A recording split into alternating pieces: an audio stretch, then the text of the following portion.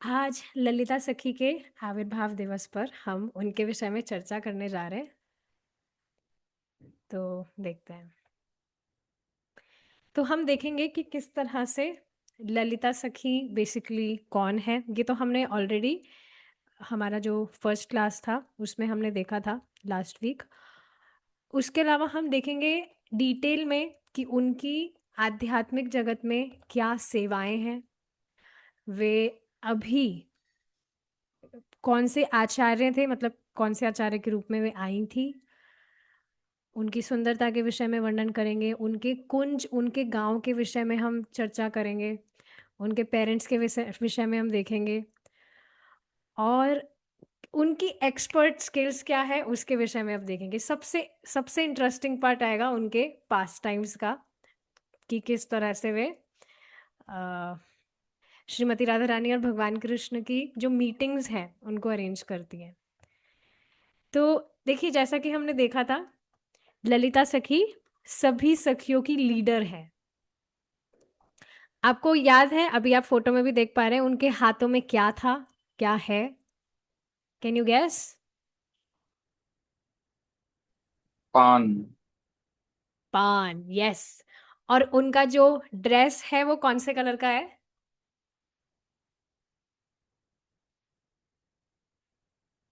इस फोटो में देखकर पता लग रहा नहीं ना। है, ग्रीन एंड ब्लू। तो ये ना पिकॉक कलर का ड्रेस है उनका, ग्रीन एंड ब्लू। तो ठीक है, उनके विषय में हम देखेंगे। हर सखी को ग्लोरीफाई करने के लिए उनका एक मंत्र होता है। यहाँ पर ये उनका मंत्र है, उसको हम गाएंगे। इसका जो मीटर है वो गोविंदम आदि पुरुषाम की तरह है। तो मदन मोहन प्रभु जी, आप गा पाएंगे मेरे पीछे? जी माता जी। ठीक है। गोरोचना रुचि मनोहर कांति देहम, गोरोचना रुचि मनोहर कांति देहम।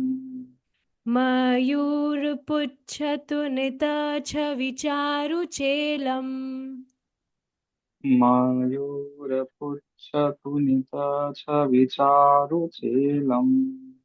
राधे तव प्रिया सखीं च गुरुं सखीनाम्।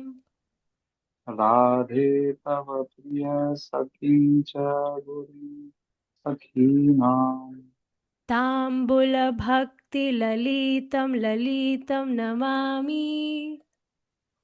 ताम्बूल भक्ति ललितम ललितम नमामि। Okay, beautiful.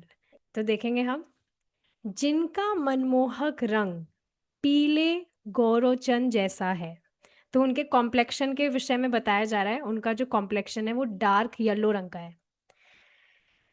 और जिनकी सुंदर पोशाक मोर के पंखों की आभा जैसी है। हे राधे, जो आपकी प्रिय सखी और सभी गोपियों की गुरु है, ही शी इज द लीडर, और जो पान सुपारी की सेवा भक्ति में अत्यंत सुशोभित होती है, मैं उन ललिता सखी को नमन करती हूँ या करता हूँ। तो इस तरह से उनको ग्लोरीफाई करने के लिए ये एक श्लोक है, और ऐसे ही सभी सखियों के लिए ये श्लोक है। तो ठीक है, क्लियर है ये। आगे देखते हैं। ललिता सखी की सुंदरता। ललिता देवी का रंग गोरोचन की तरह सुंदर और चमकीला पीला है।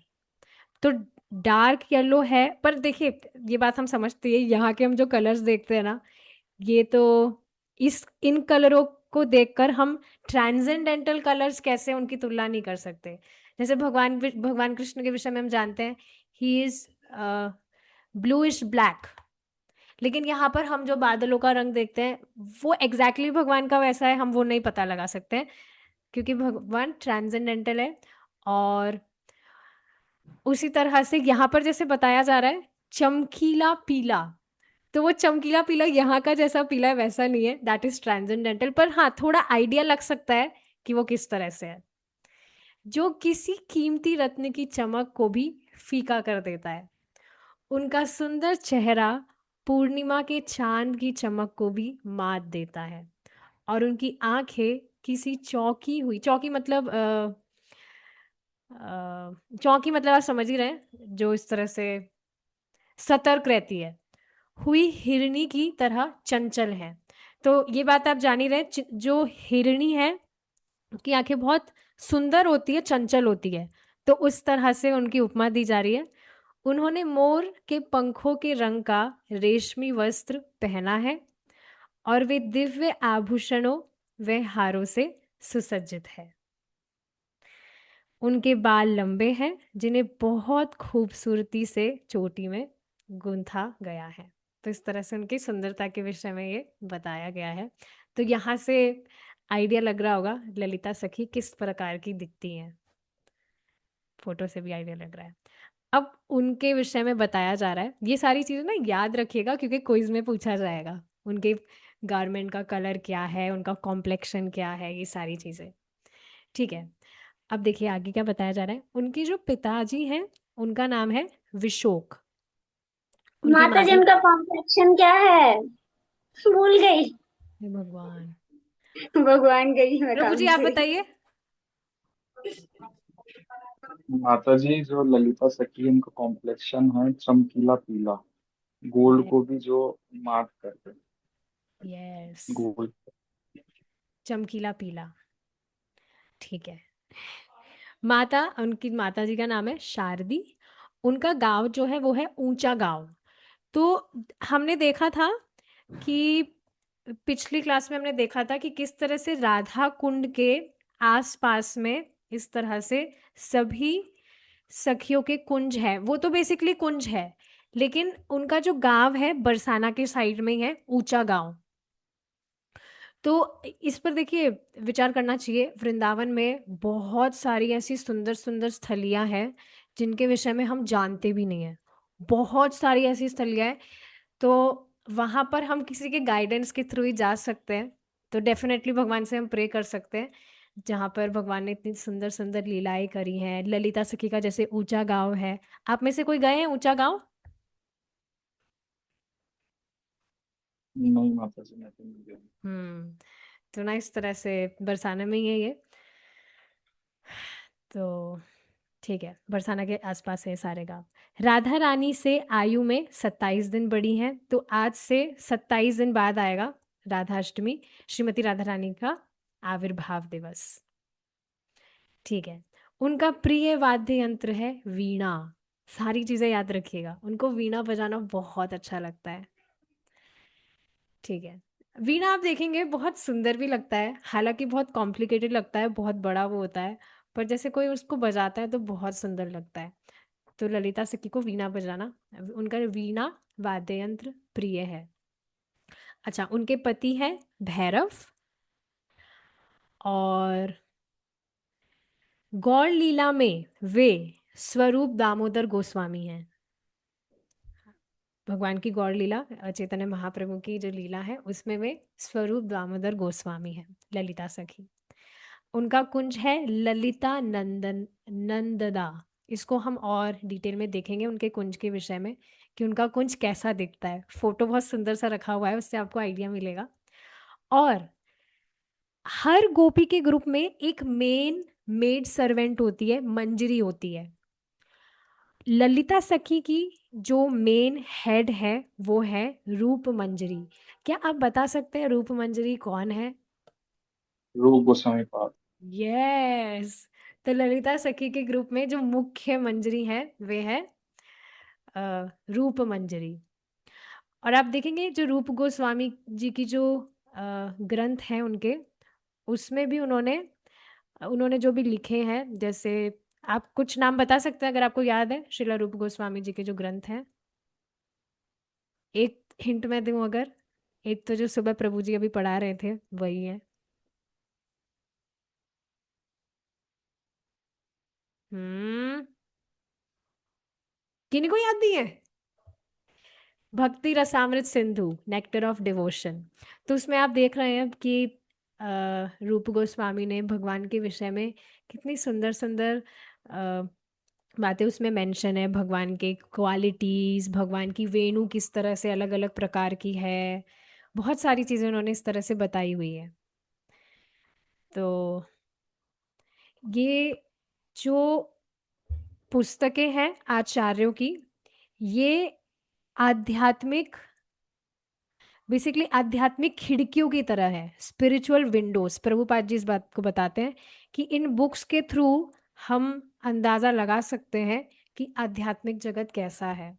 तो आप देखिए ना, आज हम जो पास टाइम पढ़ेंगे, इतना सुंदर पास टाइम है ना भगवान का। तो इन पास टाइम्स को सुनकर ही इतना अच्छा लगता है। प्रभु जी भी बता रहे थे कल की क्लास में, बहुत सुंदर क्लास। मैं सच में इस तरह से सोच रही थी कि अभी जो भक्ति अपन कर पा रहे हैं ना, वो ये प्रभु जी की क्लासेस के वजह से कर पा रहे हैं। कितनी स्ट्राइकिंग क्लासेस है। तो प्रभु जी बता रहे थे कि जिस तरह से हंस हंस के आनंद लेकर हम ये शास्त्र पढ़ते हैं भगवान के विषय में, उस तरह से वो भौतिक पढ़ाई तो कभी भी हम नहीं पढ़ते थे। और मैं सच में इससे रिलेट कर पा रही थी। तो ये जो भी आध्यात्मिक बुक्स हैं, ग्रंथ हैं, दीज आर स्पिरिचुअल विंडोज। तो ठीक है, ये यहाँ से हमें उनके विषय में थोड़ा मालूम चला है। अब आगे देखते हैं दिव्य युगल के साथ उनका संबंध। ललिता देवी श्रीमती राधा रानी की नित्य सखी हैं, अति निष्ठावान, सहचारी और उत्तम सखी। मतलब she is best friend of Shrimati Radha Rani, उनकी बहुत क्लोज कंपेनियन है हमेशा। आप जानते हैं ललिता सखी सभी गोपियों की लीडर हैं। तो वो इस तरह से श्रीमती राधा रानी के साथ हमेशा रहती है। उनको कुछ मतलब सलाह वगैरह देनी हो तो ललिता सखी वो सारी चीजें करती हैं। और वो हमेशा श्रीमती राधा रानी को लेकर प्रोटेक्टिव है। अब प्रोटेक्टिव का मतलब जैसे आप देखेंगे, जैसे माता पिता है वो अपने बच्चे के लिए हमेशा प्रोटेक्टिव रहते हैं कि बच्चे पर कुछ भी आ, उसको कुछ प्रॉब्लम ना हो। जैसे सपोज करिए स्कूल में या कहीं पर भी आपके बच्चे को कुछ दूसरे बच्चे हैं वो परेशान कर रहे हैं या कुछ बात बोल रहे हैं, लेकिन आप मतलब जो पेरेंट्स हैं वो अपने बच्चे के लिए खड़े रहते हैं ताकि वो बच्चा कुछ गलत ना करे। तो उस तरह से ललिता सखी श्रीमती राधा रानी को लेकर प्रोटेक्टिव है, हमेशा उनके इस तरह से संरक्षण करता है वो। वह केवल राधा और कृष्ण को सुख देने के लिए रहती हैं। हमेशा उनके दिमाग में इस तरह से विचार चलते रहते हैं कि कैसे श्रीमती राधा रानी और भगवान कृष्ण साथ में रहे। वह उनके गहरे भावों को समझती हैं कि श्रीमती राधा रानी के दिमाग में क्या चल रहा है, वो इस समय क्या सोच रही हैं, कृष्ण इस समय क्या सोच रहे हैं, सब कुछ वो उनके भावों को समझती हैं। ये चीज़ हम समझते हैं, यहाँ के एग्जाम्पल से भी हम समझ सकते हैं कि किन्हीं भक्त को क्या पसंद है। भक्त को भी नहीं, फैमिली मेंबर को भी, जैसे जो वाइफ्स होती है वो अच्छे से जानती है कि मेरे बच्चे को क्या पसंद है, पति को क्या पसंद है।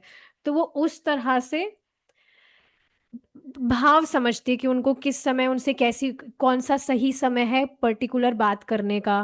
तो ये सारी चीजें वो समझती है। तो वैसे यहाँ पर भी उनके गहरे भावों को समझती है। श्री राधा उनका ही प्राण और आत्मा है। राधा घोषणा करती हैं कि ललिता उनसे भी अधिक प्रिय हैं। मतलब ललिता सखी सबसे, सभी गोपियों में सबसे अधिक प्रिय है श्रीमती राधा रानी को, क्योंकि वो हमेशा उनके इस तरह से निकट रहती हैं। राधा और ललिता का गहरा संबंध है। जब भी राधा रानी को ललिता की आवश्यकता होती है तुरंत ललिता प्रकट हो जाती है। तो हाँ, इस तरह से जब भगवान कृष्ण इस तरह से थोड़ी नॉटीनेस अपनी दिखाते हैं, मीटिंग्स वगैरह में नहीं आ रहे, जो भी उन्होंने मतलब ऐसे डिसाइड किया कि आज हम मिलेंगे, राधा रानी और कृष्ण मिलेंगे, लेकिन भगवान इस तरह से शरारत कर रहे हैं, नहीं आ रहे या लेट कर रहे हैं आने में। और जब श्रीमती राधा रानी इस तरह से उदास हो जाती हैं कि कहाँ कृष्ण रह गए, अभी तक क्यों नहीं आए, तो ललिता सखी जो है वो इस तरह से कृष्ण को खूब सुनाती है कि तुम ऐसे करते हो, वैसे करते हो। और इस बात को समझना चाहिए कि ललिता सखी का ये जो हॉट टेम्परनेस है, मतलब उनका जो स्वभाव है थोड़ा गुस्सिला वाला है, वो भगवान कृष्ण को इस तरह से डांट भी देती है। तो वो यहाँ पर जो हम भौतिक चीज़ें देखते हैं, इमोशंस, फीलिंग्स वगैरह, वैसा वो बिल्कुल भी नहीं है। दैट इज कंप्लीट ट्रांसेंडेंटल, और उससे भगवान को बहुत सुख मिलता है। इस तरह से वो कृष्ण को डांटती हैं, भगवान कृष्ण को डांटती भी हैं, या कुछ भी इस तरह से वो करती हैं। तो दोनों को बहुत सुख मिलता है इससे। तो इस तरह से वो भगवान कृष्ण से आर्ग्यू करती हैं ताकि जो चीजें हैं वो और इंटरेस्टिंग बने। ठीक है, आगे देखिए। अब भगवान कृष्ण का ललिता देवी के साथ क्या संबंध है? तो ललिता सखी जो है वो भगवान कृष्ण की भी बेस्ट फ्रेंड है, बहुत मतलब इस तरह से क्लोज फ्रेंड्स है दोनों। राधा और कृष्ण को उनके गहन प्रेम के कारण स्वेच्छा से उनकी इच्छाओं में समर्पित हो जाते हैं और उनका पालन करते हैं। मतलब जो भी ललिता सखी कुछ प्लानिंग करती हैं कि इस ये टाइम एकदम सही है जब दोनों को मिलना चाहिए, तो दोनों उनकी बात को स्वीकारते हैं कि हाँ हम इस समय मिलेंगे, उनकी बातों का पालन करते हैं। तो ललिता सखी जो भी इस तरह से प्लानिंग करती हैं, ये सारी चीजें वो पालन करते हैं। एक और बात मैंने यहाँ पर जैसे अभी हमने समझी कि ललिता सखी श्रीमती राधा रानी की बेस्ट फ्रेंड है, तो ऐसा नहीं बाकी सखियां जो हैं वो श्रीमती राधा रानी से दूर है। बट यहाँ पर ना वेराइटीज की बात हो रही है, सभी सखियां सभी चीजों में निपुण हैं, लेकिन फिर भी भगवान को वैरायटीज बहुत पसंद है। जैसे यहाँ पर भी आप देखेंगे आपको एक पर्टिकुलर स्किल भगवान के द्वारा प्राप्त हुई है जिससे आप भगवान की उस तरह से सेवा कर सके। तो भगवान ने आपको पर्टिकुलर वो स्किल दी है ताकि भगवान आपसे उस सेवा को स्वीकार करें। और हर भक्त को, हर व्यक्ति को भगवान ने अलग अलग टैलेंट्स और स्किल्स दिए हैं जिससे वो भगवान की सेवा कर सके। तो भगवान को इस तरह से वैरायटीज बहुत पसंद है। इस वजह से यहाँ पर जो सखियां हैं सभी सब में निपुण है, but then also there are varieties, इसलिए सब में इस तरह से डिफरेंस है। ठीक है, अब आगे हम देखेंगे, ये सारी चीजें हमने देख ली है पहले कि उनके पिताजी कौन है, पति कौन है, उनका कुंज कौन है। तो आगे बढ़ेंगे हम। अब यहाँ पर ललिता सखी के स्वभाव के विषय में बताया जा रहा है। ललिता जी स्वभाव से अत्यंत उष्ण और तेजस्विनी है। उनका जो स्वभाव है वो बॉस टाइप का है, बिकॉज शी इज लीडर, सभी गोपीज की वो लीडर है। और थोड़ा ऐसे क्या बोलेंगे, तेज स्वभाव है उनका। जैसे एग्जाम्पल के लिए कैसे समझाऊं मैं, एग्जाम्पल के लिए बता रही हूँ, वैसे कुछ नहीं है। जैसे प्रभु जी का जो बिहेवियर है वो बहुत स्ट्रेट फॉरवर्ड है, वो कुछ भी बात कहने में ऐसे संकोच नहीं करते हैं। तो इस एग्जाम्पल से थोड़ा बहुत आप आइडिया लगा सकते हैं ललिता सखी का जो स्वभाव है वो किस तरह का है।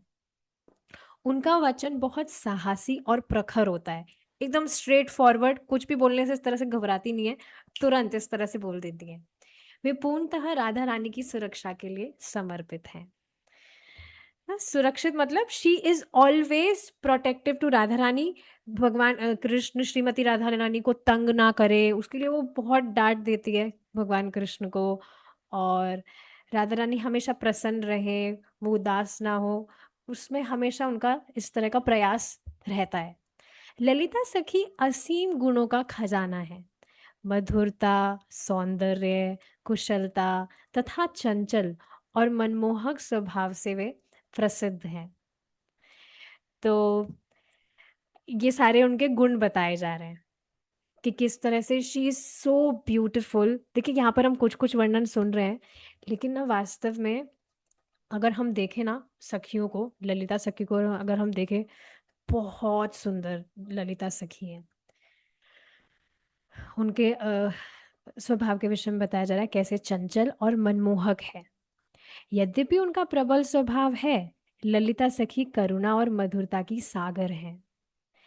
तो ना इस वजह से यहाँ से ठीक है हम समझ रहे हैं उनका जो बिहेवियर है वो थोड़ा प्रबल है और तेज स्वभाव है, but then also she is very merciful, she is very compassionate. कोई भी व्यक्ति अगर इस तरह से श्री राधा कृष्ण की उपासना करना चाहता है, उनकी कुछ सेवा करना चाहता है, तो ललिता सखी इस तरह से बहुत उत्साहित हो जाती है, उत्साहित होकर उसको आध्यात्मिक जगत में उत्साहित होकर उस व्यक्ति को श्रीमती राधा रानी और भगवान कृष्ण की सेवा में संलग्न करती है, because she is always very much enthusiastic. कोई भी अगर सेवा करना चाहता है तो हमेशा वो इस तरह से उनको संलग्न करती है। जब वे किसी को सेवा भाव में थोड़ा भी रुझा हुआ देखती है तो उसे अपने से स्नेह और ध्यान में लेकर सेवा में लगाती हैं। तो ये बात आप समझ रहे हैं, आध्यात्मिक जगत में भी ऐसा होता है क्या? बट ठीक है, ऐसा पढ़ रहे हैं हम यहाँ पर कि कोई जैसे ठीक से कुछ सेवा नहीं कर रहे हैं तो वो स्नेह और ध्यान से उन्हें सेवा में लगाती है। श्री राधिका के प्रति उनकी अप्रतिम प्रेम के कारण वे प्रत्येक उस व्यक्ति को स्वीकार करती हैं जो ललिता जी से प्रेम करता है और उन्हें अपना कर अपने सखियों के समूह में स्वीकार कर लेती है। तो समझे ना, कुछ भी कोई भी सेवा करना चाह रहा है, जैसे आप आध्यात्मिक जगत पहुंच गए, आपका जो भी स्वरूप है, बट सपोज करिए आपको इस तरह से जैसे ललिता सखी जो भी सेवाएं करती हैं उसमें आपको भी कुछ करना है, तो ललिता सखी इस तरह से आपको उनके ग्रुप में स्वीकार लेंगी कि हाँ क्यों नहीं, आओ ना, करिए करिए सेवा करिए, सो लाइक दैट। तो वो सबको इस तरह से स्वीकारती हैं। उनकी सेवाएं श्रीमती राधा रानी का श्रृंगार, श्रीमती राधा रानी को श्रृंगार करने की कला में श्री ललिता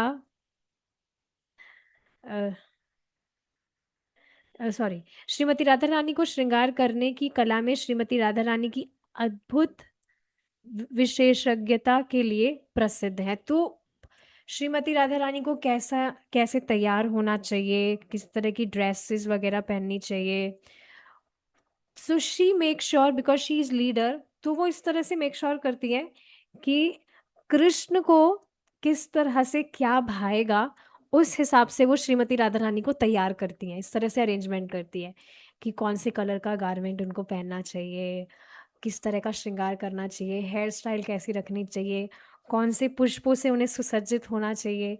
इन सारी बातों का वे ध्यान रखती है कृष्ण के मूड के हिसाब से कि अभी कृष्ण का मूड कैसा है।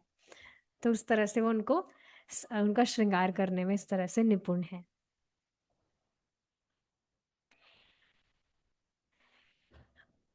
आपने अगर एक कथा सुनी हो, कथा वैसे बहुत मतलब इस तरह से नहीं सुनी है, हम ज़्यादा फिलॉसफी सुनते हैं, बट ना एक कथा आती है जिसमें एक बार जो जटिला है वो श्रीमती राधा रानी को घर से बाहर नहीं जाने दे रही थी। तो भगवान कृष्ण के जो मित्र हैं सुबल, उन्होंने श्रीमती राधा रानी की अपने आप को डिस्गाइज कर लिया, श्रीमती राधा रानी की तरह ही उन्होंने ड्रेस वगैरह पहन ली ताकि जटिला को पता ना लगे।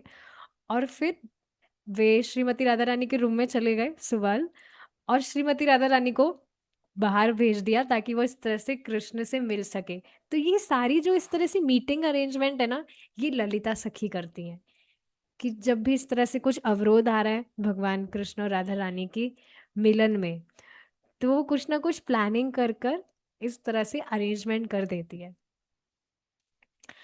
बैठकों की व्यवस्था, अब जैसा कि हमने देखा गोपियों की इस तरह से टोली है, बहुत सारे इस तरह से ललिता सखी का बहुत बड़ा ग्रुप है जिसमें बहुत सारी गोपियां हैं। उन गोपियों में भी अलग अलग ऐसे ग्रुप्स बटा हुआ है जिसमें सभी जो गोपियां इस तरह से ध्यान रखती है कि ओ भगवान कृष्ण कब जमुना तट से गुजर रहे हैं, अब वो कदम ट्री के वहां पर है, कदम पेड़ के वहां से गुजर रहे हैं। इस तरह से सभी जो गोपियां हैं वो नजर रखती है भगवान कृष्ण पर और अपडेट करती रहती है कि कृष्ण अभी कहाँ पर है, अभी कहाँ पर विश्राम कर रहे हैं, अभी इस तरह से रोड पार किए हैं। ये सब जासूसी होती है ताकि वो प्लान कर सके कि कौन सा सही टाइम होएगा दोनों के मिलन का।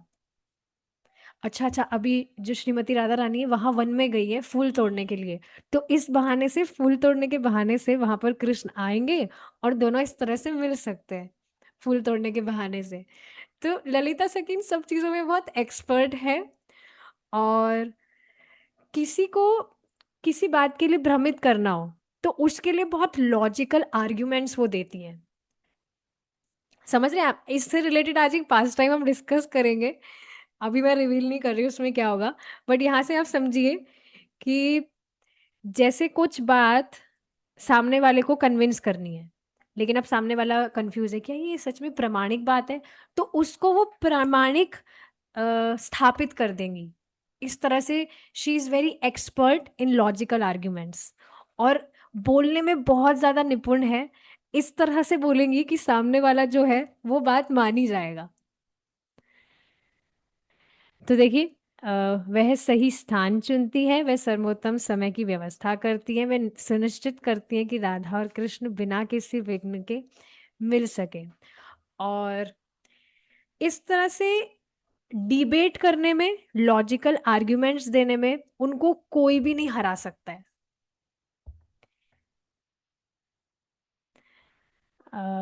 आगे पता नहीं यहाँ पे स्लाइड में रखा है कि नहीं। जिस तरह से आप देखेंगे जो महाजन होते हैं, महाजन सिर्फ ब्रह्मा जी के द्वारा ही इस तरह से डिफीट किए जा सकते हैं। मतलब ब्रह्मा जी कुछ इस तरह से तर्क वगैरह दे, क्योंकि वे सृष्टि रचता है भगवान की अध्यक्षता में। तो ना इस तरह से शास्त्र में बताया गया है कि जो आचार्य हैं वो कैसे महाजन है। आप महाजनों का नाम बता सकते हैं अगर आपको कुछ याद हो तो। यमराज जी, जनक महाराज, अ, और तो याद नहीं आ रहा मुझे। ठीक है, और किन्हीं को याद है?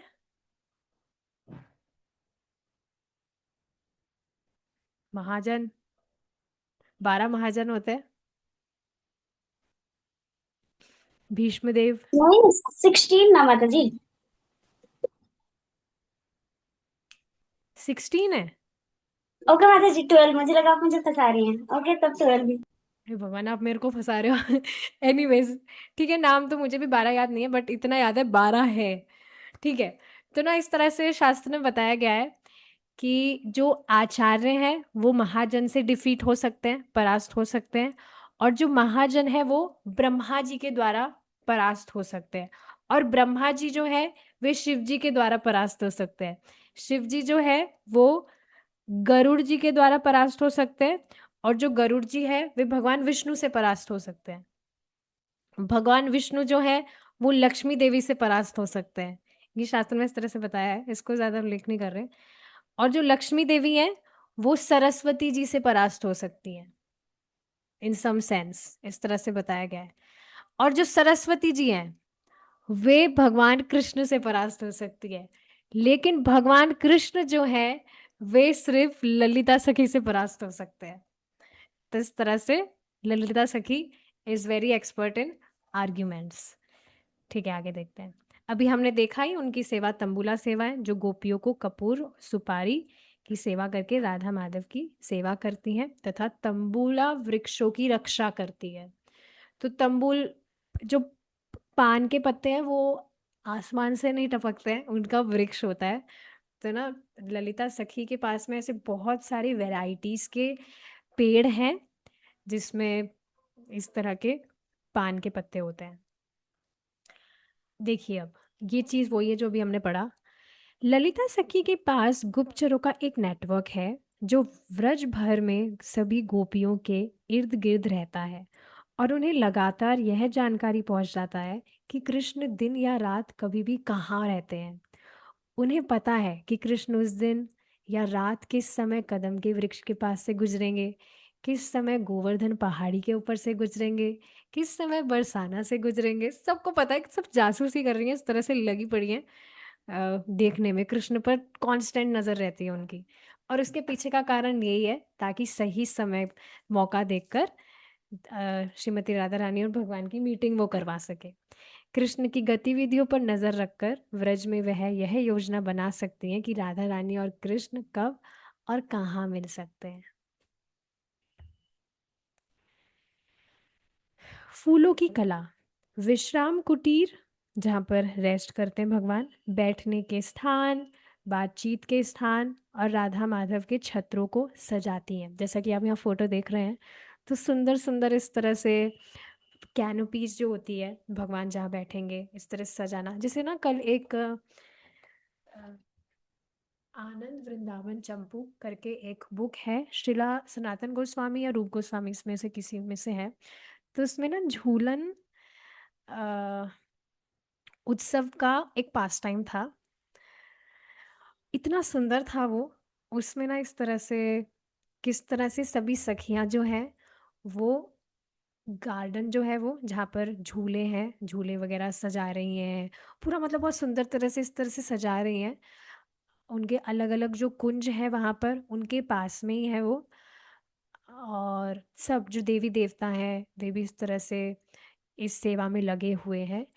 क्यों? ताकि श्रीमती राधा रानी और भगवान कृष्ण इस तरह से आए और साथ में वे झूले में आनंद ले। तो बहुत सुंदर तरह से इस तरह से सजाया जा रहा है। उसमें इस तरह से बताया जा रहा था, ललिता सखी जो हैं वो अरेंज कर रही हैं अ, पान का।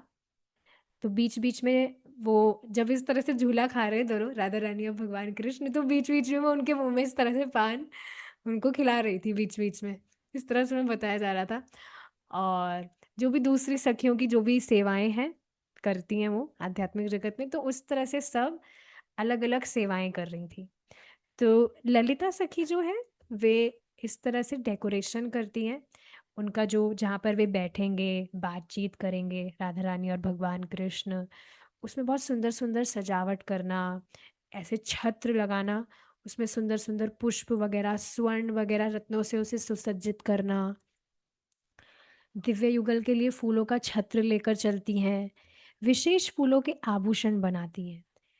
तो ना जैसे आप यहाँ पर भी देखते हैं, यहाँ पर तो नकली फूलों से बनता है, वरना वहाँ पर विशेष टॉप क्वालिटी सबसे सुंदर पुष्प, सबसे सुगंधित पुष्प ललिता सखी चुन चुन कर लाती हैं। परफेक्ट। जैसे कई बार अगर आप गार्डन बनाते हैं तो गार्डन बना रहे तो उसमें आप फूलों को, ऐसा नहीं कि कोई गला हुआ फूल है या कुछ कीड़े वगैरह खाया है उसको भी आप बो देंगे गार्डन में। You will be very much specific कि नहीं ये गार्डन भगवान पहनेंगे। तो जो फूल है वो अच्छा होना चाहिए, अच्छा क्वालिटी, क्वालिटी मतलब दिखने में बहुत अच्छा होना चाहिए, और सूखा हुआ या गला हुआ नहीं होना चाहिए। तो इस तरह से वो चुन चुन कर फूल वगैरह लाती थी। और इस तरह से छत्र वगैरह तो सजा ही रही हैं, उसके अलावा वे आभूषण भी बनाती थी। केशबंद, कानों के टीके, हार, बाजूबंद, कमरपट्टा, चूड़ियाँ, पायल, तो ये सब फ्लोरल ज्वेलरी वो बनाती। हाथों के जो हस्त फूल होते हैं कितने सुंदर लगते हैं ना। इस तरह से श्रीमती राधा रानी के लिए वो इस तरह से सुंदर सुंदर टॉप क्वालिटी के फूलों से सभी ज्वेलरी उनके लिए बनाती। 5 अलग-अलग रंगों के फूलों, कलियों से बना विशेष 5 नोक वाला मुकुट तैयार करती, जिसे श्री राधा के सिर को सुशोभित करने के लिए बनाती हैं। इसको प्लीज़ आप सबको विजुअलाइज़ करिए कि कितनी सुंदर-सुंदर ज्वेलरी ललिता सखी श्रीमती राधा रानी के लिए बनाती हैं। श्रीमती राधा रानी ऑलरेडी इतनी ब्यूटीफुल हैं, और जब इस तरह से सारी ज्वेलरी वगैरह वो पहन रही हैं तो उन ज्वेलरी की शोभा बढ़ जा रही है। तो इस तरह से हैं। आगे देखेंगे हम उनकी विशेष प्रतिभाएं। अब ना मैं चाहूंगी कि आप मेरे साथ में ये कहें, जो ललिता सखी हैं उनका एक बीज मंत्र है।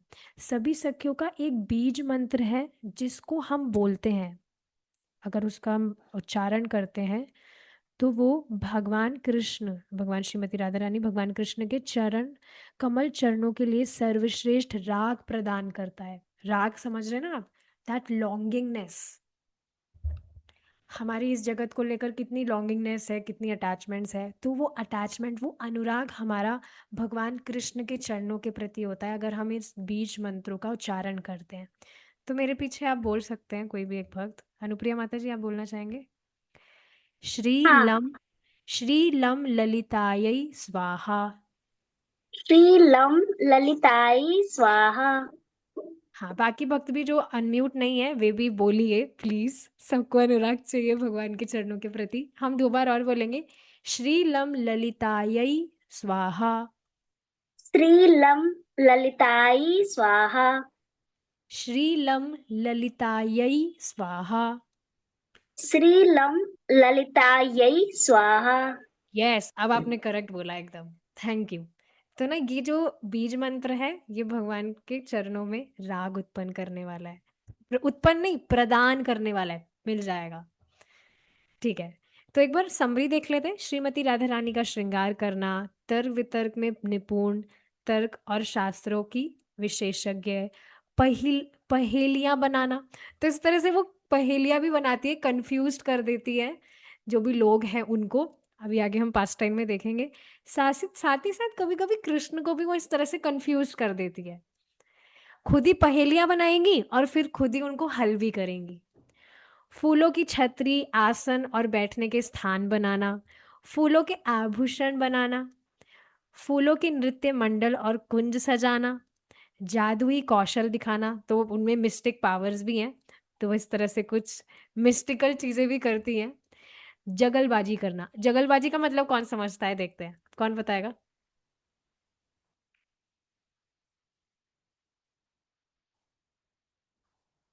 हम्म। बातें करना। क्या? जी। बातें करना। हाँ, बेसिकली बातें करना नहीं, जगलबाजी का मतलब होता है कुछ जाल वगैरह बिछाना जिससे ना सामने वाला फंस जाए।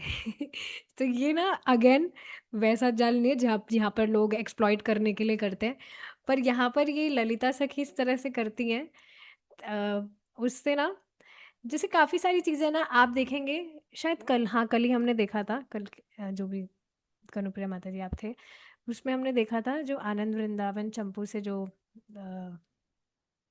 झूलन उत्सव का जो पास टाइम था, उसमें कैसे जो सखियां हैं वो, होली वाला भी उसमें आया था कि कैसे भगवान कृष्ण को परास्त करने के लिए वो कुछ इस तरह से प्लान्स वगैरह, जाल वगैरह रचती थी ताकि भगवान कृष्ण पूरे के पूरे रंग जाएं, श्रीमती राधा रानी प्रोटेक्टिव रहे।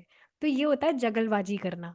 तो इसमें भी भगवान को बहुत आनंद मिलता है। सभी कुछ सखियां जो कर रही हैं वो भगवान को परम आनंद प्राप्त, मतलब भगवान इस तरह से परम सुखी हो, इसलिए वो ये सारी चीजें करती हैं। तो जगलबाजी का मतलब होता है कुछ चाल वगैरह भी जाना। ठीक है, अब ये है ललिता सखी का कुंज। क्या आपको याद है ललिता सखी के कुंज का नाम क्या था? अभी भी हमने पढ़ा था इसको।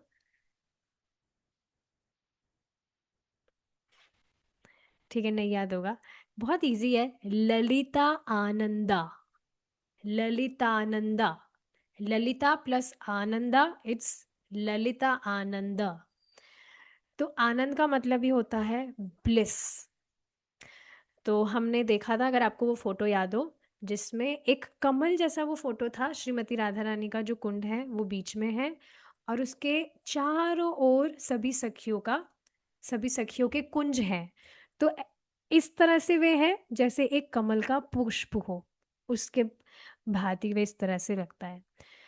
तो ललिता सखी का जो कुंज है वो नॉर्थ की साइड है, और जैसा कि आप इस फोटो में देख रहे हैं, उनका जो कुंज है वो लाइट कलर का है और उसमें बहुत सारे रूबी, आप जानते हैं लाल रंग का रत्न होता है, रेड जेमस्टोन्स, बहुत सारे रेड जेमस्टोन्स हैं उनके कुंज में। और बहुत सारे इस तरह से आ, क्या कहते हैं, ललिता सखी का जो कुंज है ना, ललिता सखी का ऐसा कुंज है जिसमें और कुंज है अंदर, बहुत सारे तरह के।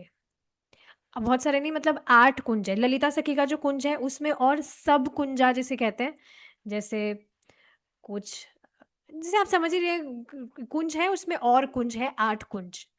और वो एकदम इस तरह से सिचुएटेड है जैसे कमल, कमल का फूल हो, इस तरह से वे श्रीमती ललिता सखी के कुंज में। यहाँ पर तो हम छोटा सा ही कुंज देख रहे हैं, ऐसा नहीं है, बहुत विशाल कुंज है वो। और उस कुंज में भी और 8 कुंज हैं।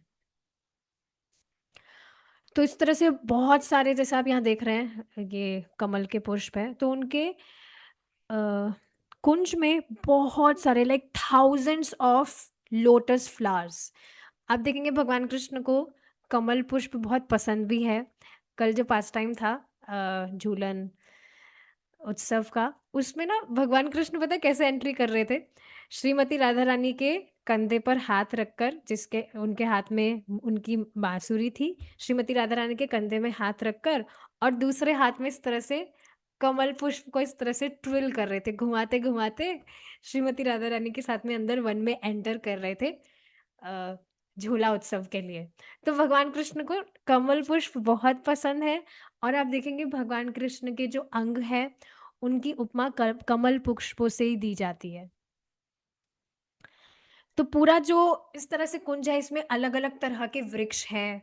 हमने देखा था पान के तंबूला के वृक्ष हैं अलग, बहुत और उसके अलावा भी बहुत सुंदर सुंदर वृक्ष है जिनका ललिता सखी बहुत ध्यान रखती है, क्योंकि वो सब भगवान की सेवा के लिए है।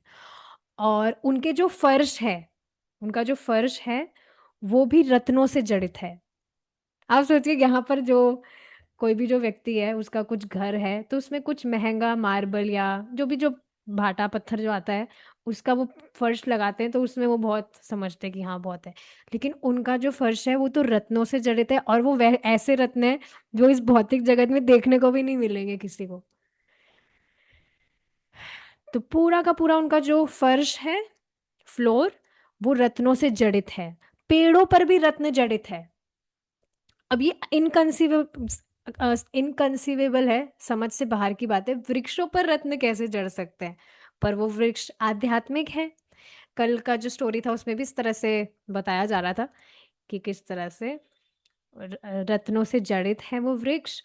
और पता नहीं कोई देवी है, वो भगवान के लिए झूला स्थापित करने के लिए उसकी जो डोरी होती है वो उन्होंने इस तरह से बनाई, और वो सोने की डोरियां थी, स्वर्ण स्वर्ण की डोरियां थी।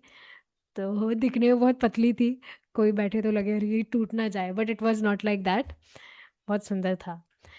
तो हाँ, इस तरह से ललिता सखी का जो कुंज है वो इस प्रकार का है।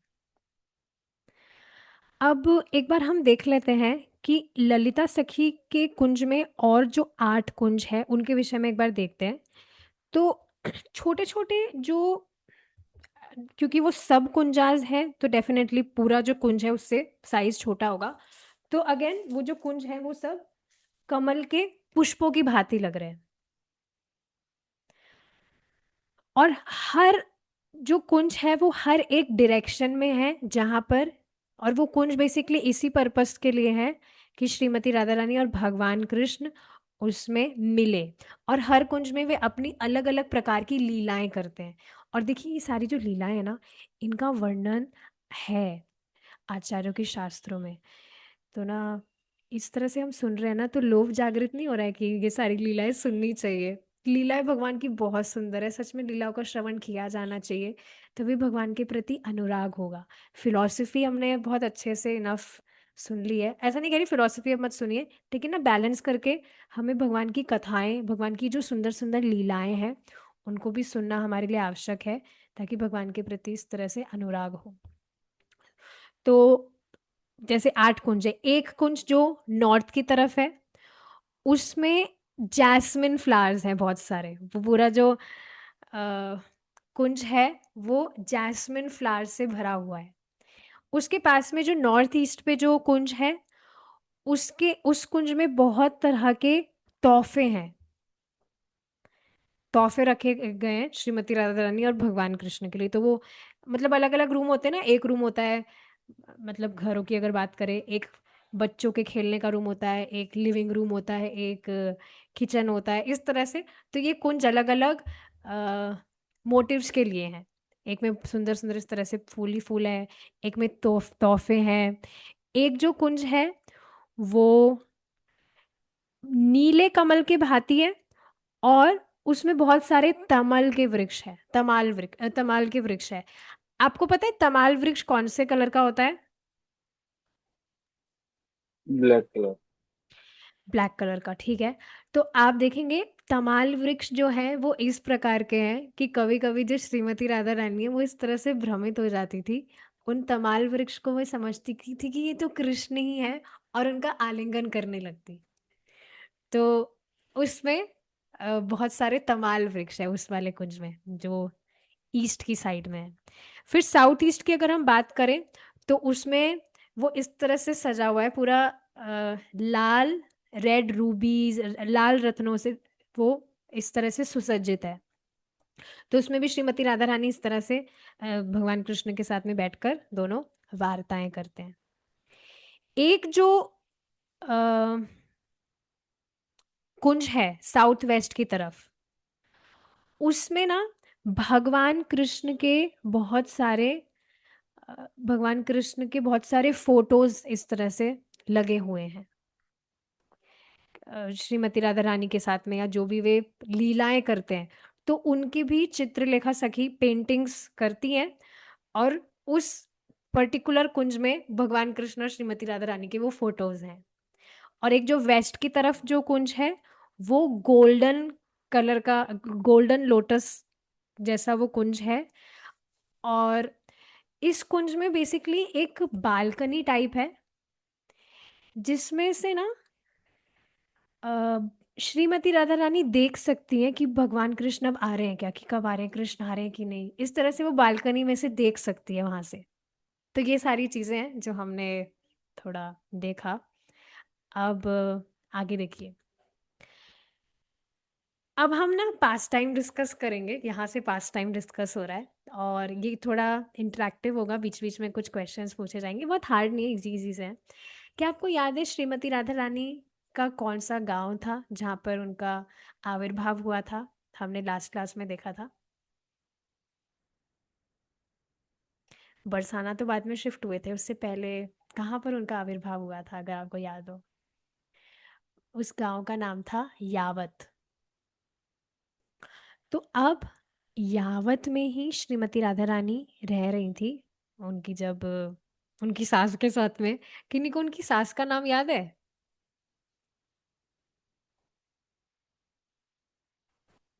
सास का नाम नहीं पता? जटिला। तो ना जटिला ने इस तरह से श्रीमती राधा रानी को बताया था कि अब तुम 15 दिन तक अपने कक्ष से बाहर नहीं निकल सकती हो। अब क्यों भाई 15 दिन, क्या विशेष था? तो उन 15 दिन में ना पितृपक्ष था। पितृपक्ष आप जानते हैं, जो भी पितृ वगैरह होते हैं उनके, हम्म। है ना, जो भी वो होता है रिचुअल। तो वो पितृपक्ष था। और ये ऐसा समय है जिसमें जो नव विवाहिता दुल्हन है, स्त्री है, उनके लिए अच्छा नहीं होता है कि वो बाहर इस तरह से अपने ग्रह से या कक्ष से बाहर वो जाएं। अब जब ये बात श्रीमती राधा रानी ने सुनी तो श्रीमती राधा रानी तो टेंशन में हो गई। उनके लिए ये बात एकदम असहनीय थी, क्योंकि उनकी एकमात्र उनकी जो डिजायर है वो क्या है? भगवान कृष्ण से मिलना, कि वो भगवान कृष्ण के साथ में रहे। तो प्रतिदिन वे भगवान कृष्ण के साथ में इस तरह से मिलती थी। बट अब जटिला ने जब इस तरह से उनको इंस्ट्रक्शन दिया 15 दिन तक कक्ष से बाहर नहीं निकल सकती हो, तो उनके लिए ये बात बिल्कुल असहनीय थी। और उनके लिए ये बेसिकली जो हमने देखा था गोपी गीत में भी प्रभु जी ने समझाया था कि जो गोपियां हैं, श्रीमती राधा रानी भी हैं, उनके लिए आँख, जो हम आँख झपकाते हैं, वो समय 4 युगों के बराबर है। तो 4 युग आप समझ ही रहे हैं कितना लंबा टाइम होता है। पर आ, आध्यात्मिक दृष्टि से देखा जाए तो कुछ नहीं, भगवान 1 सेकंड में किस तरह से सांस लिए और बाहर छोड़ दिए, प्रलय हो जाती है पूरे भौतिक जगत की। तो हाँ, जब श्रीमती राधा रानी इस तरह से आंखें अपनी झपकाती है तो वो समय उनको 4 युगों के समान लगता है। और इतना विरह भी वह नहीं सह पाती है भगवान कृष्ण से। तो अब 15 दिन का तो कहना ही क्या, 15 दिन तो कितना बड़ा टाइम हो गया है। तो अब जटिला ने ये बात बताकर जब वो वहां से चली गई तो राधा रानी इस तरह से अपने कक्ष के एक कोने में बैठकर रोने लगी, दुखी थी। अब जब ललिता सखी ने इस तरह से श्रीमती राधा रानी को देखा कि वे कैसे परेशान है, तो फिर वो योजना बनाने लगी कि कैसे भगवान कृष्ण और श्रीमती राधा रानी को की मीटिंग की प्लानिंग की जाए इस समय, ये जो 15 दिन का जो पीरियड रहेगा। तो अब ललिता सखी जो है वो जानी ही इस विशेषता, इसी स्किल के लिए जानी जाती है कि कैसे वो एक्सपर्ट है दोनों की मीटिंग्स कराने के लिए। जब इम्पॉसिबल भी होता था कि पॉसिबल ही नहीं है मिलना, तब भी वो उनको पॉसिबल कर देती थी। तो इस तरह से वो, यहाँ पर आप देख रहे हैं ब्लू साड़ी में श्रीमती राधा रानी है और ये पिकॉक ड्रेस में ललिता सखी। तो इस तरह से श्रीमती राधा रानी बहुत दुखी है। तो ना ललिता सखी मुस्कुराकर कह रही है, मेरे पास में एक योजना है। हम संध्या संध्या संध्या माता जी यहाँ पर है, संध्या देवी की हम उपासना करेंगे। संध्या देवी बेसिकली जो सूरज भगवान है उनकी वाइफ है। तो जो ब्राह्मण लोग हैं वो स्पेशली जो गायत्री मंत्र वगैरह गाए जाते हैं उससे वो उनकी उपासना कर लेते हैं, लेकिन स्त्रियां जो है वो गायत्री मंत्र नहीं गा सकती है। तो उन्होंने इस तरह से सोचा कि हम संध्या देवी की कैसे उपासना करेंगे। जमीन पर आप देखेंगे दिवाली के टाइम पर स्पेशली यहाँ राजस्थान में होता है, आपके पता नहीं होता है कि नहीं, जो स्त्रियां हैं वो कुछ पेंटिंग वगैरह करती है। उसको अगर राजस्थानी भाषा में बोले पता नहीं आप समझ पाएंगे नहीं, मांडने मांडना, मांडने इस तरह से वो मांडती है जमीन पर। रंगोली आप समझ सकते हैं, रंगोली वगैरह बनाना। तो उन्होंने इस तरह से आइडिया दिया कि हम गायत्री मंत्र वगैरह तो नहीं पढ़ सकती हैं स्त्रियां, तो हम संध्या देवी की इस तरह से उपासना करेंगे। मांडने मांड के मतलब इस तरह से डिजाइन्स वगैरह बनाकर फ्लोर पे, और उसको हम नाम देंगे सांजी। अब इसके लिए राधा रानी को, क्योंकि संध्या देवी की उपासना करनी है, तो इसके लिए राधा रानी को घर से बाहर जाना पड़ेगा फूल तोड़ के लाने के लिए। क्योंकि उस समय ये ऑयल पेंट, वाटर कलर या जो भी कलर अभी मिलते वो सब नहीं था, नेचुरल सब बनता था। जो पुष्प होते हैं उनको सुखाकर उनका पाउडर बनाकर उनसे डिजाइन्स वगैरह बनती थी। तो इस तरह से वे उन्होंने इस तरह से प्लान बताया कि तुम्हें इस तरह से बाहर जाना पड़ेगा फूल वगैरह तोड़ने के लिए वृंदावन के साइड में। फिर उनको सुखाकर पाउडर वगैरह बनाएंगे, फिर उस स्पेशल पाउडर से हम स्पेशल डिजाइन्स बनाएंगे। तो ललिता सखी का ये प्लान था कि जब श्रीमती राधा रानी ऐसे इस तरह से बाहर जाएंगी पुष्प तोड़ने के लिए, तो भगवान कृष्ण चुपके से आकर दोनों इस तरह से मिल लेंगे। तो ये उनकी प्लानिंग थी। तो ललिता सखी ने श्रीमती राधा रानी को इस तरह से बताया कि ना आप सोचने लग जाइए आप किस किस तरह की डिजाइन्स बनाएंगे संध्या देवी को संतुष्ट करने के लिए। अब बेसिकली ना ये आप सोच रहे होंगे संध्या देवी का यहाँ पर क्या है, बट ये ना उनका एक एक्सक्यूज था। अभी हमने देखा था कि किस तरह से she is expert in logical arguments, तो वो कुछ भी ऐसे एक्सक्यूज ले आती है, इसका कुछ मतलब नहीं है संध्या देवी की क्यों उपासना करनी है, उनको प्रसन्न क्यों करना है, बट ऐसे ही वो कुछ भी एक्सक्यूज बना लेती हैं दोनों की मीटिंग्स के लिए ताकि दोनों मिल सके। तो उस तरह से वो कहने लगी कि हम पूर्णमासी के पास में जाएंगे, पौर्णमासी के पास में जाएंगे। आप जानते हैं पौर्णमासी कौन है? पौर्णमासी या पूर्णमासी, नाम सुना होगा। देखिए पूर्णमासी को बेसिकली जैसे एकादशी का व्रत हम करते हैं, तो एकादशी एक स्त्री है, शी इज पर्सोनिफाइड। वैसे ही हम शास्त्रों से ही समझते हैं, वेद श्रुतियाँ दे ऑल आर पर्सोनिफाइड, ये पर्सनालिटीज हैं एक। वैसे ही पौर्णमासी का मतलब होता है वह दिन जब जो चांद है वो फुल मून वाला जो दिन होता है, दैट इज पौर्णमासी, पूर्णिमा जिसे कहते हैं। तो पौर्णमासी भी एक पर्सनालिटी है and she is very great. Vraj में शी इज एल्डर। तो किसी भी व्यक्ति को इस तरह से कुछ पूजा पाठ के विषय में कुछ पूछना होता था ना, कुछ कंफर्मेशन, तो वो पौर्णमासी को अप्रोच करते थे, उनके पास जाकर पूछते थे कि क्या करना चाहिए क्या नहीं करना चाहिए।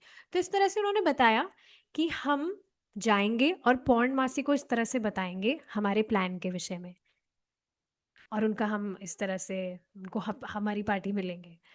तो एक्चुअली ऐसा पहले कभी नहीं हुआ था कि सांध्या देवी को प्रसन्न करने के लिए ऐसे मारने वगैरह मारना है, डिजाइन्स वगैरह बनाना है फ्लोर पर। ये ललिता सखी का ही एक नया आइडिया था जो उन्होंने बनाया था। तो पौर्णमासी जो है शी इज़ वेरी लर्नेड और सभी ब्रजवासी उनकी बात मानते हैं क्योंकि वो निपुण है इन सारी चीज़ों में कि कौन सी पूजा कब करनी चाहिए क्या करना चाहिए, सब उनसे ही सलाह लेते थे।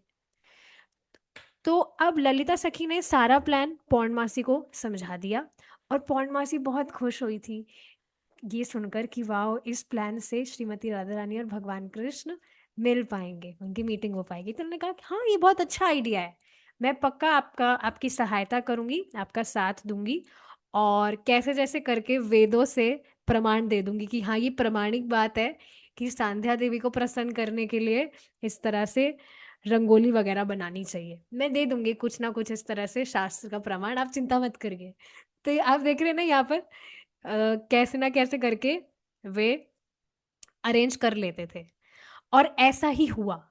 जब जटिला को पता लगा गोपियों के द्वारा कि कैसे वे संध्या देवी को प्रसन्न करने के लिए बाहर पुष्प लेने जाएगी ताकि वो रंगोली वगैरह बना सके, तो वो ना सोचने लगी, क्या ये सच में ऐसा होता है? मैंने तो नहीं सुना। आप सोचिए ना, जैसे आप कृष्णा कॉन्शियस फॉलो कर रहे हैं, यू आर इन कृष्ण भावनामृत, आप इस प्रोसेस में है, तो काफ़ी सारी नई चीज़ें हमें पता लगती है। तो हमारे जो पुराने रिचुअल्स भी होते हैं, तो उसको हम आसानी से छोड़ देते हैं, शास्त्र पे हम श्रद्धा होती है, हमें भक्ति करते हैं नियमित रूप से।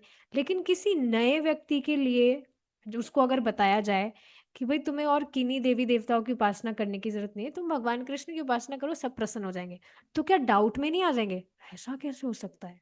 इनफैक्ट कई भक्तों को डाउट भी होता है, भक्तों की बात कर रही हूँ मैं, तो वो नहीं छोड़ पाते हैं जल्दी से, देवी देवताओं की भी कुछ ना कुछ वो करते रहते हैं।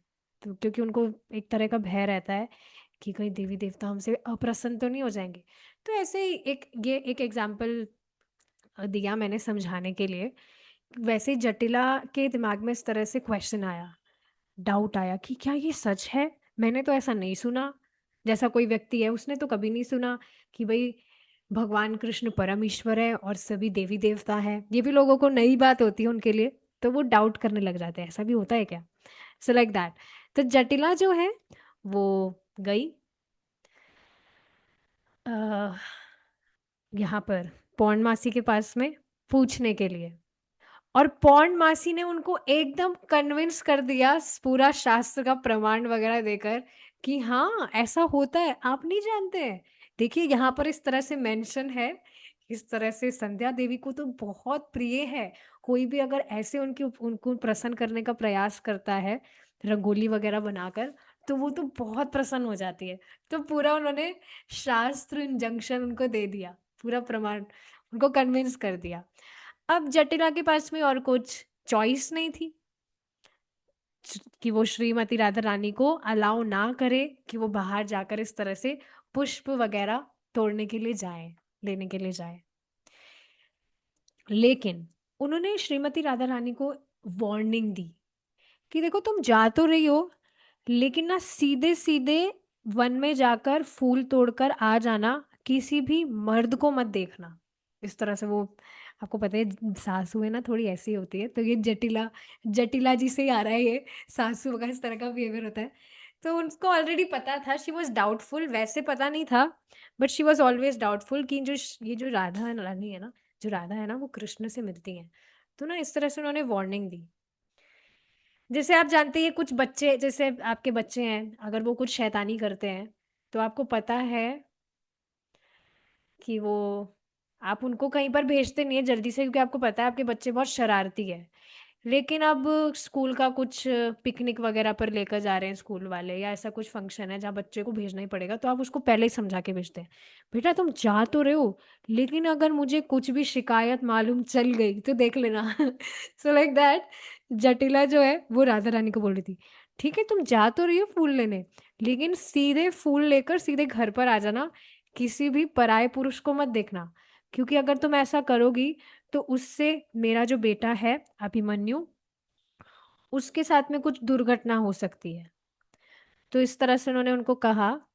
और फिर ललिता सखी जो है, अभी ठीक है, ये फोटो आप देखिए, कितना सुंदर फोटो है, मुझे तो ये फोटो देखकर ही इतनी प्रसन्नता हो जाती है।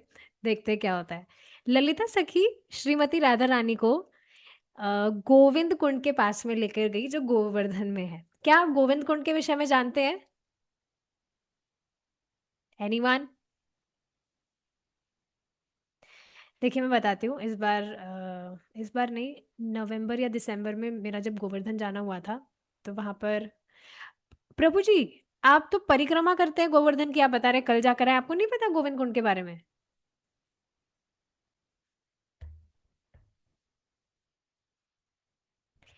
देखिए, गोविंद कुंड इस तरह से बताया जाता है, जो इंद्रदेव वाला जो पास टाइम था, जिसमें इंद्रदेव बहुत गर्वीले हो गए थे और उन्होंने बहुत भारी वर्षा की थी। पूरा पास टाइम आप जानते हैं, लेकिन बाद में उनको बहुत पछतावा हो रहा था कि मैंने क्या किया, मैंने मेरे ही आराध्य देव भगवान कृष्ण के प्रति ऐसा अपराध किया। सो ही वॉज रिपेंटिंग। लेकिन बाद में फिर भगवान कृष्ण ने उनको क्षमा किया था, और फिर सभी ने भगवान का अभिषेक किया था। तो इंद्रदेव ने भगवान का जब इस तरह से अभिषेक किया, तब ये गोविंद कुंड का निर्माण हुआ था। तो गोविंद कुंड वो जगह है, इसमें जो जल है वह वो जल है जिससे भगवान कृष्ण का अभिषेक हुआ था। मतलब जो इंद्रदेव ने भगवान कृष्ण का जो अभिषेक किया था, तो वो अभिषेक वाला जल है गोविंद कुंड। गोवर्धन में स्थित है ये। तो ललिता सखी श्रीमती राधा रानी को गोविंद कुंड के पास में इस तरह से ले गई थी, और गोविंद कुंड के पास में बहुत सुंदर सुंदर पुष्प इस तरह से खिले थे, अलग अलग तरह के, अलग अलग रंग के, रंग बिरंगे, बहुत सुंदर सुंदर। और उसी के पास में जो भगवान कृष्ण है वो रेस्ट कर रहे थे, जैसा आप यहाँ फोटो में देख रहे हैं। भगवान कृष्ण इस तरह से वहां पर पेड़ के नीचे छैया में आराम से रेस्ट कर रहे थे। उनकी जो गायें हैं वो आस पास में इस तरह से घास चर रही थी। तो अब एक्चुअली ना, जैसा कि हमने देखा, ललिता सखी का जो ग्रुप है वो इस तरह से जासूसी करते थे, कृष्ण अभी कहाँ पर है, कहाँ पर है। तो वो ना, ललिता सखी को इन्फॉर्मेशन मिल गई थी कि जो कृष्ण है वो अभी थोड़ी समय में गोविंद कुंड में जाएंगे, वहां पर अपनी गैया चराएंगे पास में, और वहां पर इस तरह से विश्राम करेंगे। तो ललिता सखी को ये बात पता थी। तो ललिता सखी स्पेसिफिकली उसी जगह पर श्रीमती राधा रानी को लेकर गई। तो हाँ, क्योंकि उनको पता था कि कृष्ण वहां पर इस तरह से रेस्ट कर रहे हैं। अब श्रीमती राधा रानी का हाथ पकड़कर ललिता सखी श्रीमती राधा रानी को उस जगह ले गई जहां पर कृष्ण इस तरह से विश्राम कर रहे थे, जैसा कि आप यहाँ देख रहे हैं। अब राधा रानी ने जैसे ही कृष्ण को देखा, शी वाज सरप्राइज्ड। हाँ, मेरे कृष्ण यहाँ पर है, इस तरह से ना देखकर बहुत वो आश्चर्यचकित हुई, और साथ ही साथ वो शर्मा भी गई कृष्ण को देखकर। वो ना डायरेक्टली कृष्ण की तरफ नहीं देख पा रही थी। अब देखिए ना, कृष्ण कितने सुंदर लग रहे हैं ना इस फोटो में। ये सारी जो फोटोज हैं इसमें भगवान इतने अद्भुत, इतने सुंदर लग रहे हैं, वास्तविकता में तो कहना ही क्या। तो ना इस तरह से वो डायरेक्टली भगवान कृष्ण की तरफ देख नहीं पा रही थी, उनको शर्म आ रही थी। तो वो अपने चरणों की तरफ देखने लगी, नीचे इस तरह से। ऐसा होता है ना, शर्म हो आती है तो नीचे झुका लेते हैं सर। तो श्रीमती राधा रानी इस तरह से अपना सर झुकाई, उनको शर्म आ रही थी, शर्म के बारे नीचे उन्होंने अपनी गर्दन कर ली, और नीचे गर्दन की तो उन्हें अपने चरण दिख रहे थे। और उस समय कृष्ण को देखकर उनको शी वेंट इन एक्सटेसी। उनका जो हृदय था वो कृष्ण के प्रेम से उफान खाने लगा, और आंखों से अश्रु बहने लगे। अब उनकी आंखों से जो अश्रु बह रहे थे वो उनके चरणों पर गिरे, और वो जो उनका टीयर ड्रॉप था उनके चरणों पर, उस पर उन्हें भगवान कृष्ण का रिफ्लेक्शन दिख रहा था। भगवान कृष्ण उनको डायरेक्टली वो नहीं देख पा रही थी, पर उनके अश्रुओं में उनको भगवान कृष्ण का प्रतिबिंब दिख रहा था। अब कृष्ण उठ गए, अभी वो रेस्ट कर रहे थे, उठ गए वो। अब ललिता सखी को जैसे ही कृष्ण उठे, तो ललिता सखी कृष्ण को चिढ़ाने लगी। ललिता सखी, उनका जो कंपैरिजन है, अभी आगे देखेंगे, ललिता सखी उनका जो कंपैरिजन है वो कौवे से करने लगी। तो हमें पता है ये ललिता सखी का ऐसा मजाकिया स्वभाव है, वो कृष्ण को कुछ भी कह सकती है, and it's very pleasing to Krishna. तो वो ना, ललिता सखी कृष्ण की तुलना कौवे से करने लगी और कहने लगी, राधा, हे राधे, देखो इस वन में कितने सारे काले कौवे हैं जो इस वन की शोभा को नष्ट कर रहे हैं, इस तरह से वो कहने लगी। अब कृष्ण जो है वो भी इस तरह से मजाकिया मूड में थे, और ललिता को चिढ़ाने के लिए वो कहने लगे, अरे तुम कौन हो, और तुम यहाँ पर मेरे वन में मेरी परमिशन, मेरी आज्ञा के बिना यहाँ पर पुष्प तुम कैसे तोड़ सकती हो। अब ललिता सखी जो थी वो थोड़ा चिढ़ गई, वो इस तरह से कहने लगी, क्या, हमने कभी नहीं सुना कि ये वन तुम्हारा है, ऐसा कैसे हो सकता है, तुम तो एक साधारण से ग्वाले हो, तुम एक वन के मालिक कैसे हो सकते हो, तुम नहीं जानते हम कौन है, हम गोपियां हैं, हम व्रज की शोभा है, हम व्रज की रत्न हैं हम। तो कृष्ण हंसने लगे जोर से, और कृष्ण कहने लगे, मैं तो सिर्फ एक ही रत्न के विषय में जानता हूँ, और वो रत्न बरसाना में है। कृष्ण इस तरह से आगे कहने लगे, नहीं, इस तरह से वो कहे कि ना, मैं तो सिर्फ एक ही रत्न के विषय में जानता हूँ, और वो रत्न तो बरसाना में है। अब ललिता इस तरह से कहने लगी, नहीं, तुम कुछ नहीं जानते हो, तुम सिर्फ एक काले कौवे की भांति काले हो, और तुम्हारे जो वचन है वो भी पीड़ा देने वाले, तो तुम कुछ मत बोलो, तुम चुप हो जाओ, हम बहुत जल में हैं, हमें सांध्या देवी की उपासना करनी है। तो कृष्ण कृष्ण ने कहा, अरे नहीं नहीं नहीं, रुको रुको, तुम इस तरह से जिद क्यों कर रही हो, मुझे बताओ तो सही कि तुम हो कौन, और खासकर कि गोपी कौन है जो मेरी तरफ देख भी नहीं रही है। तो हमने अभी देखा श्रीमती राधा रानी इस तरह से शर्म के कारण देख नहीं रही थी कृष्ण की तरफ डायरेक्टली, तो कह रही थी, खास करके ये गोपी कौन है जो मेरी तरफ देख भी नहीं रही है। तो ललिता इस तरह से कहने लगी, तुम नहीं जानते, ये वृषभानु महाराज की दुलारी है, उनकी पुत्री है, जो जो महाराज है सभी व्रज के, जो राजा हैं उनके भी राजा हैं, तुम नहीं जानते हो, तुम नहीं जानते इनको। तो ललिता और राधा रानी और जो बाकी जो भी गोपियां हैं इस तरह से फिर कृष्ण पर ध्यान ना देकर वो इस तरह से फूल तोड़ने लगी। बाकी गोपियां भी वहां पर थी, आ गई थी, और सब इस तरह से फूल तोड़ने लगे। अब श्रीमती राधा रानी वहां से अलग जाकर अ, थोड़ा दूसरी साइड में गई जहाँ पर कृष्ण भी थे, वहां पर जाकर वो फूल तोड़ने लगी, और अपनी जो उनकी बास्केट थी, टोकरी थी, उसमें वो इस तरह से सभी पुष्पों को पुष्प मतलब तोड़ तोड़ के रखने लगी। और ना इस तरह से वो कृष्ण कृष्ण जो है वो श्रीमती राधा रानी को देख रहे थे कि, और इस तरह से जब राधा रानी शर्माई हुई थी और शर्माकर फूल तोड़कर रख रही थी, तो ना बहुत सुंदर लग रही थी। भगवान कृष्ण ना कैप्टिवेटेड हो रहे थे, ही वॉज मेस्मराइज्ड, उनके प्रेम से इस तरह से वशीभूत हो रहे थे भगवान कृष्ण, जब उनको इस तरह से वो देख रहे थे, बहुत प्यारी लग रही थी श्रीमती राधा रानी। और कुछ समय बाद जो भगवान कृष्ण है वो थोड़ा इस तरह से स्नेह से उनके निकट गए, और उनसे उन्होंने बात की, और दोनों फिर इस तरह से यहाँ पे देखिए जैसे फोटो है, कितना सुंदर फोटो है, इस तरह से श्रीमती राधा रानी के पास में आए भगवान कृष्ण, और इस तरह से उनसे बात करने लगे।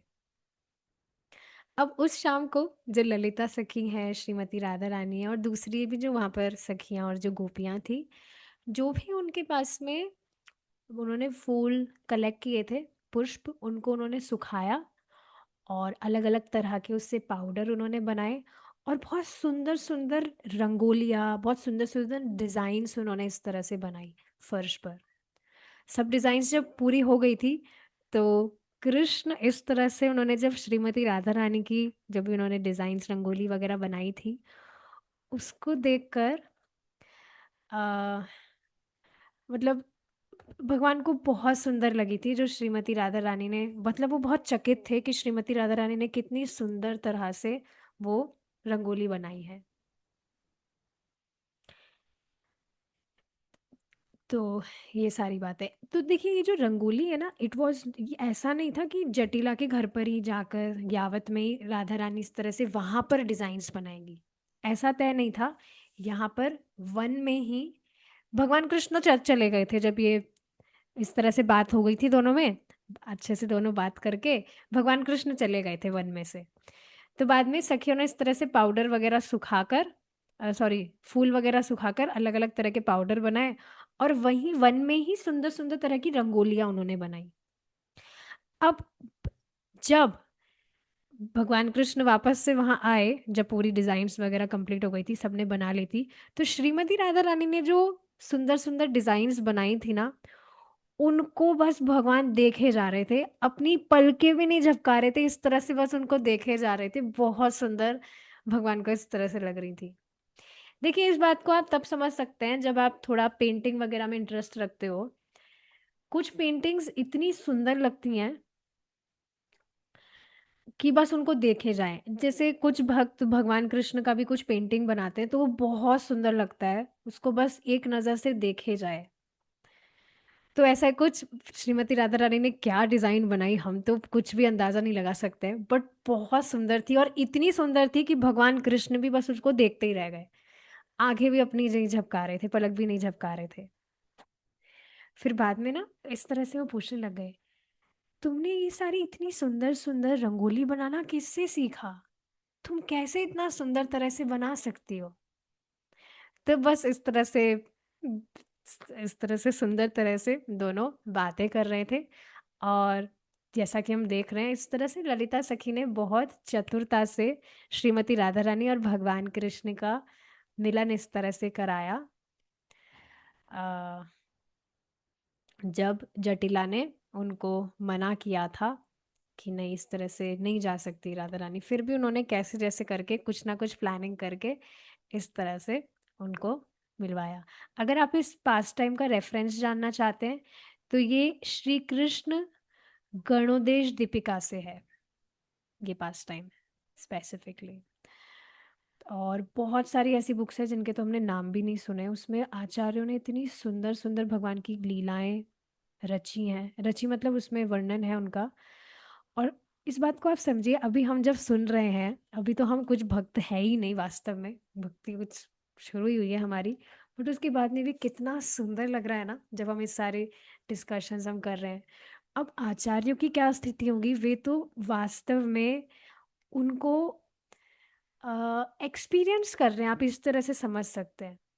जैसे अभी प्रभुपाद लीलामृत में हमने पढ़ा था किस तरह से प्रभुपाद जी जब चैतन्य चरितामृत के अलग अलग सीन्स, हयग्रीव उनके जो डिसाइपल है, उनको बता रहे थे, महाप्रभु की जो भी लीलाएं हैं उनका वर्णन कर रहे थे, तो वे इस प्रकार था जैसे वे भगवान की लीलाएं उनके आंखों के समक्ष हो, बिल्कुल दृश्य हो।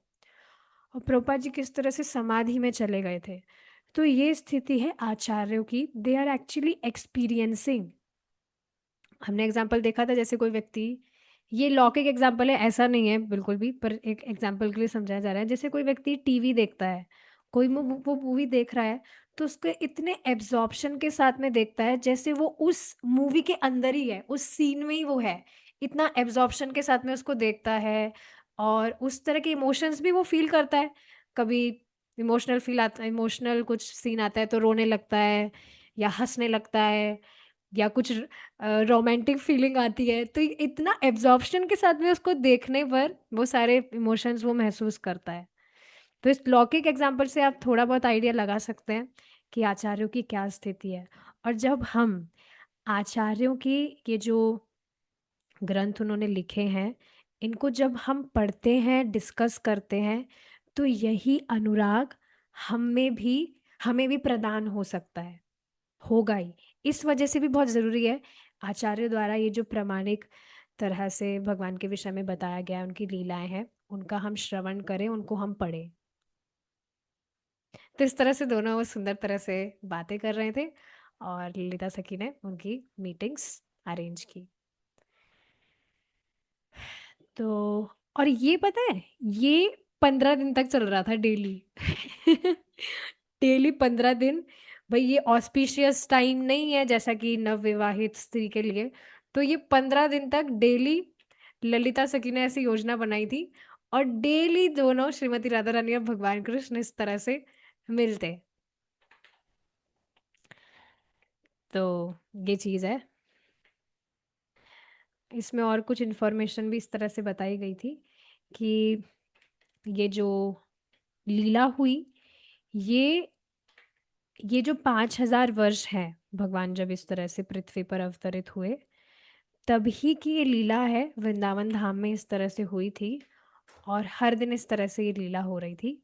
ये जो डिज़ाइंस रंगोली वगैरह बनाती थी, ये सिर्फ कुछ ऐसी डिज़ाइंस नहीं थी जो बहुत मंगलमय हो, पर ये श्रीमती राधा रानी और भगवान कृष्ण को साथ में लाने का एक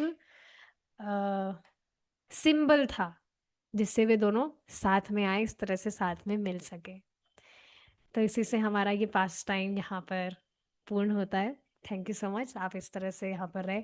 now comes the most interesting part, quiz time. कोई भी भागेंगे नहीं प्लीज, बहुत इजी क्वेश्चंस है, एक एक करके जिनको भी आता है बता सकते हैं।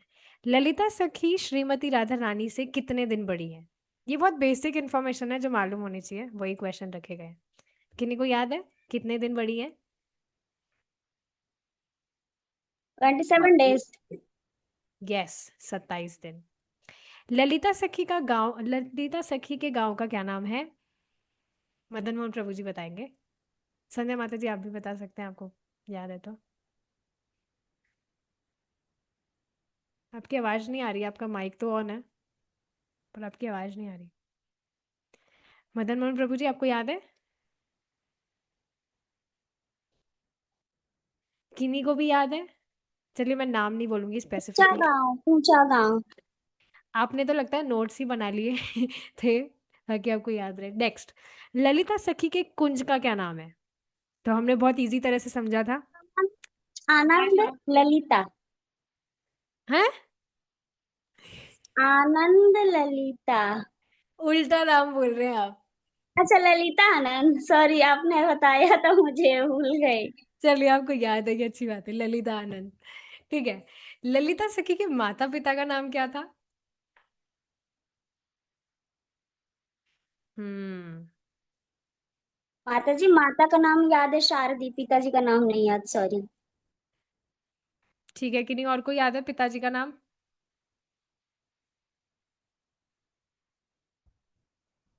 हम्म।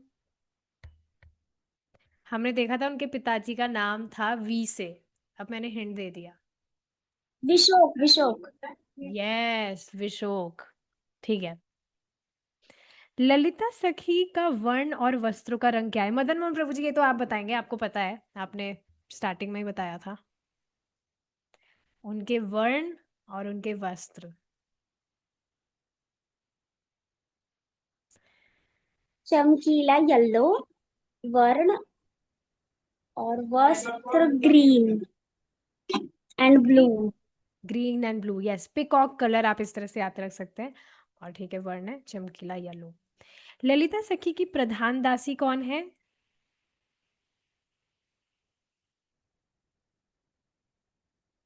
हिंट अगर मैं दूं तो हमने एक मंजरी के विषय में डिस्कस किया था, जो प्रधान है। बताइए।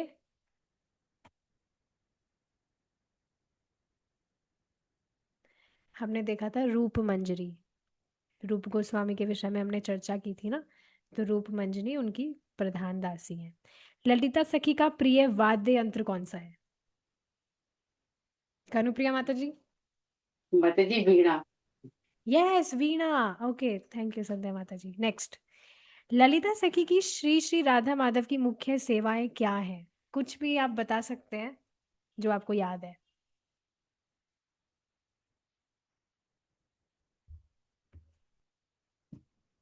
एक तो हमने फोटो में ही देखा था, उन्होंने कुछ पकड़ा हुआ था, उससे हमें मालूम चल रहा था।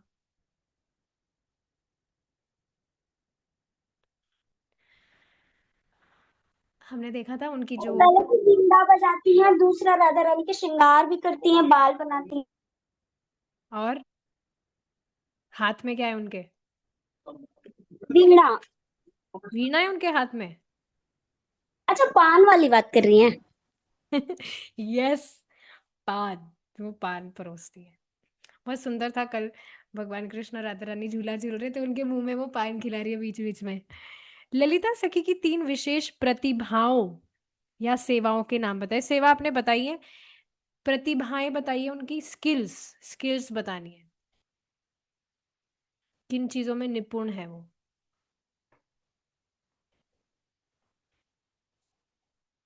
है याद? अभी हमने पास्ट टाइम्स में देखा है, जब पास्ट टाइम अभी अभी हमने डिस्कस किया, उससे हमें क्या पता लग रहा है उनकी एक्सपर्टीज किस में है, कि वो इस तरह से इम्पॉसिबल सिचुएशन में भी दोनों की मीटिंग्स कराने में एकदम निपुण है ना। एक प्रतिभा हमने देखी कि कैसे वो सभी गोपियों की लीडर हैं, isn't it? और एक हमने देखा कि कैसे वो भगवान कृष्ण को भी डांट देती है, उनसे इस तरह से बोल देती है कुछ भी। पर इससे समझना चाहिए भगवान कृष्ण बहुत प्रसन्न होते हैं, उनको सुख मिलता है। जैसे भगवान के मित्र जो हैं, भगवान उनसे बोल रहे हैं मुझे भी खिलाओ प्लीज, तुम्हारी माता ने जो भेजा है। और जो मधुमंगल है वो उनके मुंह पर पुष्प फेंक कर भाग जाते हैं। तो भगवान को इसमें सब में बहुत आनंद आता है। लेकिन ना यहाँ पर ऐसा नहीं होता है। अभी ना आपको बताती हूँ मैं। जैसे अभी यहाँ पर श्रावण, सब जगह श्रावण चल रहा है, सावन का महीना है, तो ना सब वन सोमवार करने जाते हैं। तो ना मेरी मम्मी बता रही थी कि वो भी गई थी इस तरह से अपनी फ्रेंड्स के साथ में। तो उसमें ना एक माता जी थी, उसके साथ में ना मम्मी ने कुछ मजाक कर दिया। इतना कुछ बड़ा मजाक नहीं था, और वो ना इतना गुस्सा हो गई, बुरा मान गई, और अब वो बात भी नहीं कर रही है। तो यहाँ पर ना भगवान के साथ में ऐसा केस नहीं है। यहाँ पर जो ललिता सखी जो कुछ भी कर रही है, उससे भगवान कृष्ण को और सुख मिलता है। It's not out of envy या कुछ ऐसे हानि पहुंचाने के हिसाब से नहीं, बात आप समझते हैं। भौतिक जगत सच में परवर्टेड फॉर्म है, बिल्कुल हमारे रहने लायक जगह नहीं है ये। इस तरह से भगवान की कथाओं में गोचर करना चाहिए, डूबे रहना चाहिए, और भगवान के पास बस लौट जाना चाहिए। ठीक है, अब इसी से हम यहाँ पर रुकेंगे। Thank you so much for your time and association. Shrimati Lalita सखी की जय। श्रीमती राधा रानी भगवान कृष्ण की जय। श्रीला प्रभुपाद की जय। हरे कृष्णा।